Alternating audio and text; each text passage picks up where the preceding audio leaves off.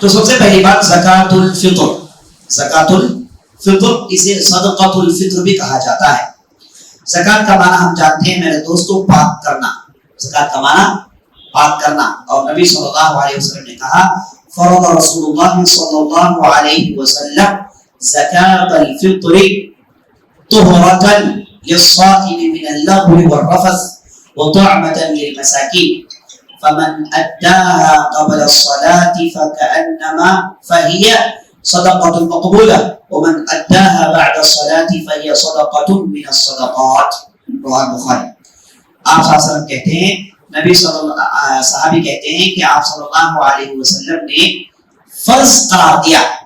لفظ استعمال ہوا ہے فرض. نبی صلی اللہ علیہ وسلم نے فرض قرار دیا کہ آدمی زکوٰۃ الفطر نکال کر دے. اس کی حکمت یہ ہے کہ نبی صلی اللہ علیہ وسلم نے کہا طعمہ للطہرہ للصائم، روزدار کے لیے اس میں پاکیزگی ہے. دوران روزہ اس سے اگر کوئی لغو بات، کوئی غلط بات یا پھر کوئی ایسی بات جسے اسے کہنی نہیں چاہیے، نازیبا دینے والی بات یا پھر سوچ یا پھر حرکت یا پھر کام جس سے اس کے روزے میں خلل یا پھر کمی پیدا ہوئی، اسے پوری کرتا ہے. اسے یہ زکوٰۃ الفطر پوری کرتی ہے. وہ خامیوں کو، کوتاہیوں کو نکال کر آدمی کے روزے کو پاک صاف شفاف کرتی ہے.